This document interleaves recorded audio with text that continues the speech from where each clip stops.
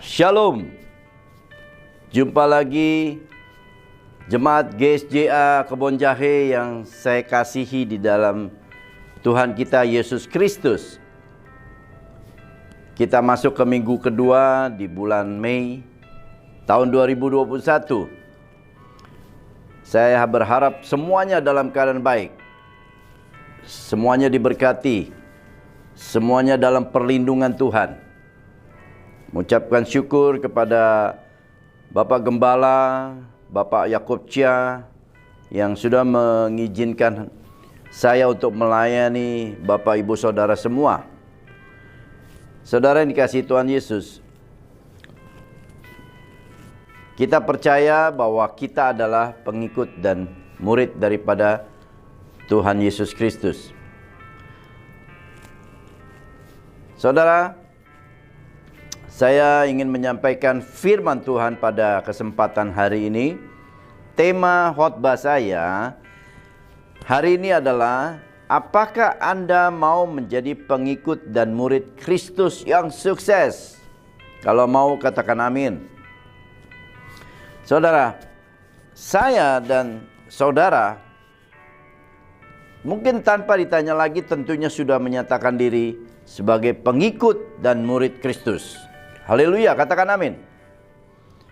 Tetapi pertanyaannya, apakah saudara sudah yakin dengan keputusan saudara untuk menjadi pengikut dan murid Kristus? Nah, ini dia persoalannya. Sekali lagi, pertanyaannya adalah, apakah keputusan saudara untuk menjadi pengikut dan murid Kristus sudah mantap, sudah bulat? Mari kita belajar, kita melihat apa yang Tuhan Yesus syaratkan untuk menjadi pengikut dan muridnya Tuhan Yesus. Kita buka di Matius 16 ayat 24. Demikian firman Tuhan. Lalu Yesus berkata kepada murid-muridnya, setiap orang yang mau mengikut aku, ia harus menyangkal dirinya, memikul salibnya, dan mengikuti aku. Itu yang Tuhan Yesus katakan. Jadi sekali lagi, saya boleh katakan bahwa setiap orang yang mau mengikuti aku, ia harus menyangkal dirinya, memikul salibnya, dan mengikuti Yesus. Itu kata Tuhan Yesus tentunya. Jadi dalam ayat ini jelas sekali saudara, bahwa syarat untuk mengikut Yesus ada 3 hal. Yang pertama, harus menyangkal dirinya. Yang kedua, memikul salib. Yang ketiga, mengikuti gerakan Kristus tentunya. Jadi saudara, dengan 3 hal itu, apakah saudara masih bersedia mengikuti Tuhan Yesus sebagai murid-muridnya? Atau ada yang mulai ragu? Atau bahkan yang berkata, wah gak jadi deh saya menjadi pengikut Kristus. Karena yang pertama harus menyangkal dirinya. Kedua harus memikul salibnya. Dan yang ketiga mengikuti gerakan daripada Roh Kudus tentunya. Jadi saudara, 3 hal ini tentunya tidak mudah. Ya, tidak mudah. Tetapi bisa kita lakukan asal kita berjalan bersama Kristus. Katakan amin. Saudara, saya mau jelaskan kepada saudara semua. Menyangkal diri artinya apa? Ya, menyangkal diri itu melupakan kepentingan diri sendiri. Ya, tidak ada lagi kepentingan diri sendiri. Sudah selesai dengan diri kita. Yang ada adalah kepentingan Kristus. Katakan amin. Jadi, sekali lagi, melupakan kepentingan diri kita sendiri. Yang ada adalah kepentingan Kristus di dalam hidup kita. Yang kedua, tidak mengindahkan dirinya. Artinya, apapun yang terjadi dalam kehidupannya tidaklah penting. Karena prinsip hidupnya adalah hidup bagi Kristus dan mati adalah keuntungan, saudara. Jadi, tidak lagi memikirkan mengenai dirinya. Tetapi yang penting adalah hidup bagi Kristus. Jadi kita hidup memuliakan Dia, melayani Dia, ya, menyenangkan hati Dia. Nah, ini hidup bagi Kristus. Dan kalaupun kita harus mati, kita harus meninggalkan dunia ini karena kita membela Kristus, karena kita mengutamakan Kristus, karena Kristus adalah segala-galanya buat kita dan kita harus mati, itu adalah satu keuntungan. Karena kita memiliki integritas kepada Dia yang tidak bisa ditawar lagi. Dan yang ketiga, untuk menyangkal diri adalah tidak membuat dirinya enak. Jadi sudah tidak ada lagi keinginan daging. Keinginan daging sudah tidak menjadi targetnya lagi, saudara. Yang ada adalah menyenangkan hati Tuhan. Selalu ingin memberi yang terbaik untuk Tuhan. Bukan untuk menerima yang terbaik untuk dirinya, tetapi memberikan yang terbaik untuk Tuhan. Katakan amin. Dan yang keempat, tidak membuat dirinya baik, tetapi Kristus yang selalu baik bagi dirinya dan bagi orang-orang sekitarnya. Jadi dengan kata lain, Kristus yang selalu kita tampilkan. Bukan persoalan, oh saya ini loh yang baik. Bukan. Tetapi Kristus yang baik. Kristus yang selalu memimpin kita. Kristus selalu yang kita tonjolkan di dalam hidup kita. Kita tidak lagi berbicara aku baik, tetapi Kristus yang baik. Dan kalaupun kita berada di sekeliling kita, kita harus perkatakan Kristus yang baik dalam hidup kita. Jadi saudaraku, Kristus sudah mati buat kita. Dia sudah mati dan bangkit, melambangkan bahwa kita manusia yang mati juga harus bangkit lagi bersama Kristus. Kolose 3 ayat 1 dan 2 mengingatkan demikian firman Tuhan. Karena itu, kalau kamu dibangkitkan bersama dengan Kristus, carilah perkara yang di atas, di mana Kristus ada, duduk di sebelah kanan Allah. Pikirkanlah perkara yang di atas, bukan yang di bumi. Yesus telah bangkit. Dia menang atas maut. Dan karena Kristus telah bangkit, maka kita pengikut dan muridnya harus bangkit dari dosa. Melalui darahnya yang kudus, darahnya yang mahal tercurah untuk kita, maka kita ditebus dari dosa. Tetapi konsekuensinya adalah hidup kita ini bukan lagi menjadi milik kita. Karena kita sudah ditebus oleh darahnya itu. Karena Yesus menebus dengan darahnya yang mahal, lalu Dia mati, dan penebusan itu terjadi bagi kita semua yang percaya kepada Dia. Sehingga apa yang terjadi? Hidup kita ini bukan lagi menjadi milik kita. Karena itu, kita menjadi miliknya Kristus. Maka tujuan hidup kita bukan lagi berbicara dunia. Setelah kita mengalami penebusan dosa, kita yang harusnya mati, tetapi kita sekarang dibangkitkan dari dosa. Dosa tidak lagi berkuasa atas kita, karena kita adalah miliknya Kristus. Maka tujuan hidup kita bukan lagi di dunia ini, tetapi tujuan hidup kita adalah surga mulia. Katakan amin. Jadi kalau tujuan kita adalah surga mulia, maka kita harus memikirkan perkara-perkara yang di atas, saudara. Jadi, dan karena kita menjadi warga kerajaan surga sekarang ini, maka cara hidup kita juga sudah berubah. Sudah berubah dari waktu ke waktu.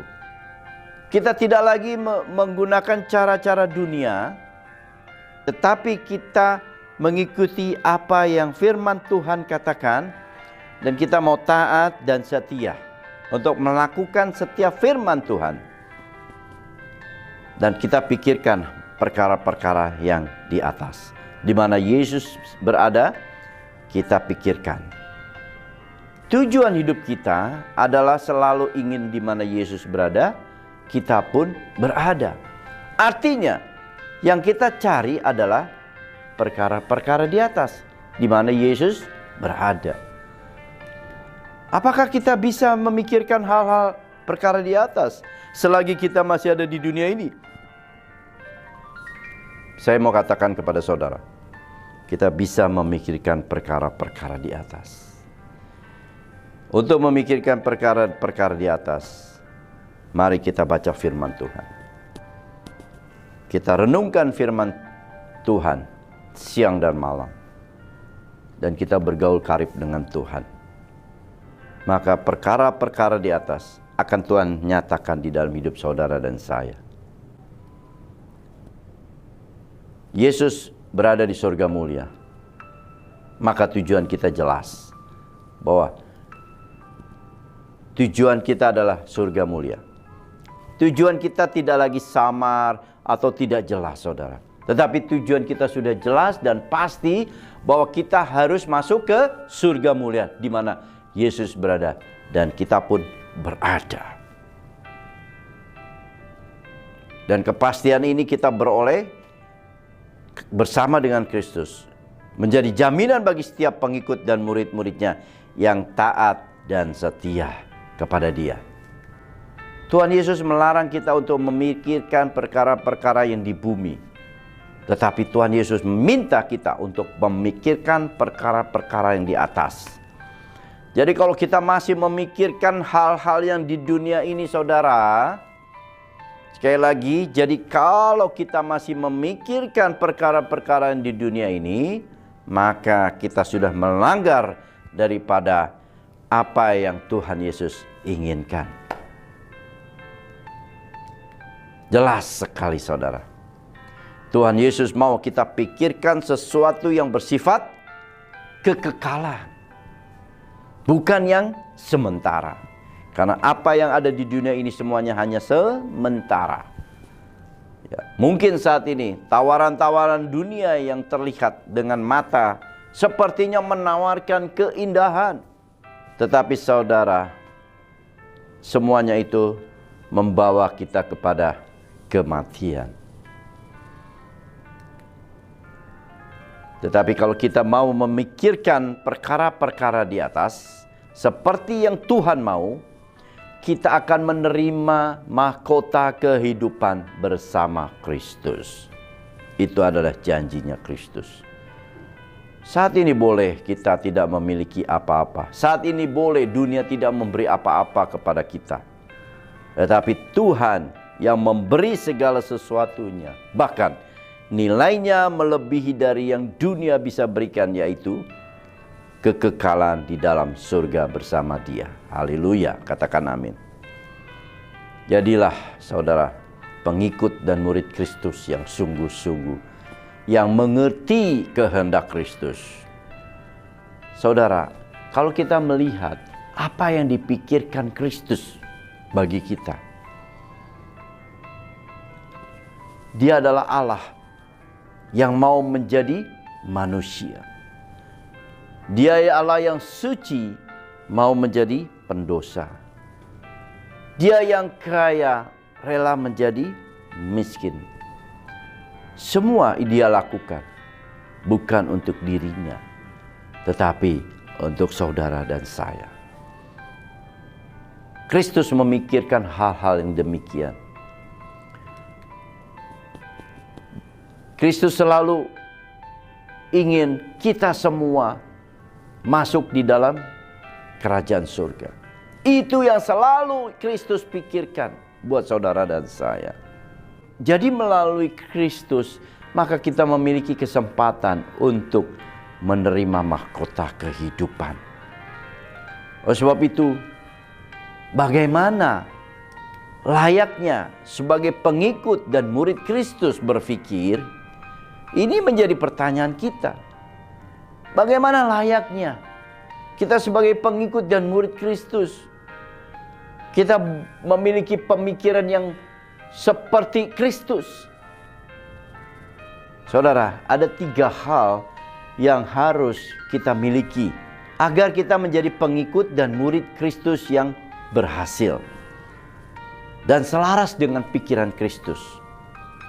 Yang pertama, hidup kita bukannya kita lagi, tetapi Kristus yang hidup di dalam kita.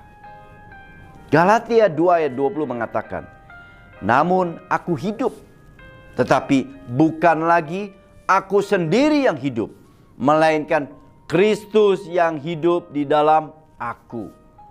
Dan hidupku yang kuhidupi sekarang di dalam daging adalah hidup oleh iman dalam Anak Allah yang telah mengasihi aku dan menyerahkan dirinya untuk aku. Katakan amin. Jadi saudara, hidup kita bukannya kita lagi, tetapi Kristus yang kita undang masuk di dalam kehidupan kita. Dan dialah yang memimpin kehidupan kita. Meskipun kita masih hidup di dalam daging ini, tetapi kita bukan hidup dari daging, tapi kita hidup oleh iman melalui Yesus Kristus. Saudara, yang kedua yang harus kita miliki adalah semua bukan karena kuat gagahku, tetapi karena anugerah Tuhan. Katakan amin. 1 Korintus 15 ayat 10, demikian firman Tuhan, tetapi karena kasih karunia Allah, aku adalah sebagaimana aku ada sekarang. Dan kasih karunia yang dianugerahkannya kepadaku tidak sia-sia. Sebaliknya, aku telah bekerja lebih keras daripada mereka semua. Tetapi bukannya aku, melainkan kasih karunia Allah yang menyertai aku. Katakan amin. Jadi saudara, karena kasih karunia Allah dan kita dianugerahkannya kepada kita, maka hidup kita tidak lagi menjadi sia-sia. Dan kita lakukan, kita mau bekerja lebih keras lagi, lebih giat lagi. Tetapi biarlah kasih karunia itu menyertai kita semua. Dan yang ketiga saudara, yang kita harus miliki pemikiran yang benar di hadapan Tuhan. Keselamatanku bukan karena usahaku, tetapi karena anugerah oleh iman. Di dalam Efesus 2 ayat 8 dan 9, demikian firman Tuhan, disebab karena kasih karunia kamu diselamatkan oleh iman. Itu bukan usahamu, tetapi pemberian Allah. Itu bukan hasil pekerjaanmu. Jangan ada orang yang memegahkan diri. Jadi saudara, kasih karunia itulah yang menyelamatkan kita. Karena kita memiliki iman di dalam Yesus Kristus. Dan semua itu adalah pemberian Allah. Tuhan yang memilih kita, bukan kita yang memilih Tuhan. Kalau kita boleh ada sebagaimana kita ada saat ini, kita boleh percaya, kita boleh menerima Yesus Kristus sebagai Tuhan dan Juru Selamat, itu bukan karena gagah perkasa kita, tetapi karena anugerah Allah pilihan Allah sudah jatuh kepada kita. Itu yang dinamakan anugerah. Oleh sebab itu, kalau kita sudah menerima anugerah ini, biarlah kita menjaga dan memelihara. Dan bukan karena usaha kita, maka kita beroleh keselamatan. Tetapi karena anugerah Allah, kasih karunia Allah yang boleh datang kepada kita. Dan kita beroleh keselamatan. Kita harus meresponi setiap panggilan Tuhan. Dan saat kita sudah menerima kasih dan karunia Allah ini, biarlah kita menjaga. Dan kita mau mengikut Kristus. Apa yang dimaksud dengan mengikut Kristus? Mengikut Kristus adalah menyerahkan diri kita sebagai tawanan Kristus. Kenapa kita sebut tawanan? Karena kita adalah hambanya Tuhan. Yang dulu kita adalah hamba dosa, karena kita sudah ditebus dari dosa, kita menjadi hambanya Tuhan. Hidup kita yang lama adalah tawanan iblis. Sama dengan hukum dosa. Sama juga menerima maut. Tetapi pada saat kita percayakan Yesus, kita menerima Yesus sebagai Tuhan dan Juru Selamat, dan kita imani, maka hidup kita menjadi baru. Dan kita adalah miliknya Kristus. Tawanan Kristus. Hambanya Kristus. Dan berlakulah hukum kasih karunia. Sehingga kita semua memiliki tujuan yang sama, yaitu hidup di dalam kekekalan bersama Tuhan kita, Yesus Kristus di surga. Beri kemuliaan untuk Tuhan. Jadi saudara, keputusan ada di tangan saudara. Saudara mau gagal atau saudara mau sukses sebagai pengikut Kristus. Mau menyangkal diri dan pikul salib adalah keputusan di tangan saudara. Kita sudah menerima kasih anugerah. Tuhan cuma katakan, maukah engkau menyangkal dirimu dan pikulah salib. Saya percaya saudara lebih memprioritaskan yang kekal daripada yang sementara. Tetap kuat, tetap percaya bahwa kita adalah pengikut dan murid Kristus yang berhasil. Haleluya.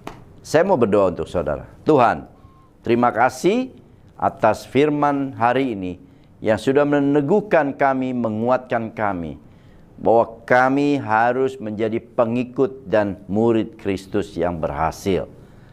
Menyangkal diri, pikul salib, dan mengikuti Kristus adalah 3 hal yang harus kami lakukan. Dan kami percaya Engkau yang memberi kekuatan, memberi kemampuan untuk kami mampu melewati semuanya itu. Sehingga kami menjadi umat-umat pemenang. Terima kasih Tuhan. Terima kasih atas firman Tuhan hari ini yang meneguhkan dan menguatkan kami. Terima kasih Bapa, hamba berdoa untuk setiap jemaat GSJA Kebon Jahe diberkati di dalam nama Tuhan Yesus. Setiap yang sakit disembuhkan, yang terikat dilepaskan, yang mengalami beban berat mengalami kelegaan. Dan kami percaya Tuhan, jemaat GSJA Kebon Jahe menjadi pengikut dan murid-murid Kristus yang luar biasa. Terima kasih Bapa, di dalam nama Tuhan Yesus. Haleluya. Amin.